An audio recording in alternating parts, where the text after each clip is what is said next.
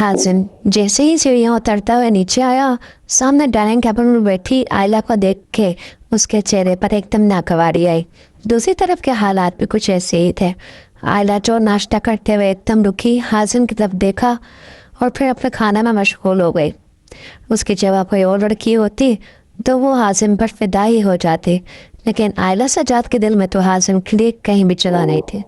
हाजिम नाश्ता ख़त्म करके किचन में अपनी अम्मी को सलाम करने गया।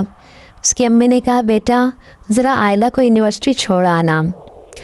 हाजिम अपनी अम्मी का बहुत कम्मा बरदार था, अम्मी की बात तो वो कैसे टाल सकता था। उसने कहा, ठीक है अम्मी, मैं उसे छोड़ आऊँगा। लेकिन दिल में हाजिम बहुत पछता रहा था कि अब मैं क्या करूँ, उस लड़की के साथ तो मैं एक सेकंड के लिए भी नहीं बैठ सकता। हाजिम जैसे ही बाहर गया तो आयला पहले से ही गाड़ी के पास खड़ी थी। उसे देखकर हाजिम दिल मिला गया। उसने गाड़ी अनलॉक की, आयला फ्रंट सीट पर जा बैठी। हाजिम ने भी ड्राइविंग सीट संभाल ली। उसे कल वाली आयला की हरकत याद आ गई और उसे और मज़ीद गुस्सा आ गया। हाजिम रात को घर लौटा तो आयला उसका इंतज़ार कर रही थी। उसे आता देखकर फ़ौरन कहा, खाना खाओगे? हाजिम ने कहा, हाँ खाऊंगा। आयला ने कहा, ठीक है जाओ हाथ धोकर आओ, मैं खाना लगाती हूँ। हाजिम को पता था कि वो अम्मी के कहने पर सब कर रही है, क्योंकि अम्मी की तबीयत सुबह से ही ख़राब थी। आयला किचन में गई, खाना सेट कर रही थी तो उसे हाजिम पर बहुत गुस्सा आया।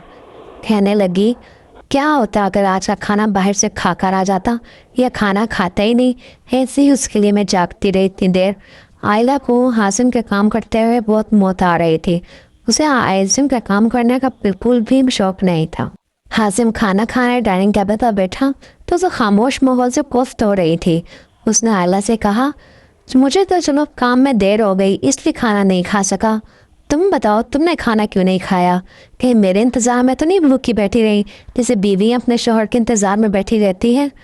आखिरीन बात उसकी सुनकर आयला का नवाला गले में अटक गया और उसे बहुत बुरी खांसी लग गई। उसकी आंखें सुर्ख हो गई। उसने हाजिम से कहा, मुझे पानी दो, लेकिन हाजिम गिलास पकड़ के बैठा हुआ था। उसने उसको पानी नहीं दिया। आयला को मज़े तो गुस्सा आ गया। उसे सालन की भरी हुई प्लेट उठाकर हाजिम के सामने पड़े हुए कस्टर्ड के बोल में पलट दी, जो कि अब अजीब ही हुलिया बन चुका था। हाजिम को बहुत गुस्सा आया। वनीला कस्टर्ड उसका फेवरेट था, लेकिन अब वो कुछ और ही बन चुका था। आयला अब पानी पी रही थी और सुकून महसूस कर रही थी। उसने हाजिम से कहा, मुझसे पंगा लेने की ज़रूरत नहीं है तुम्हें, तो पछतावा सिर्फ तुम्हें ही होगा। आयला उठी और एक गिलास भर के हाजिम के मुंह पर पानी गिरा दिया।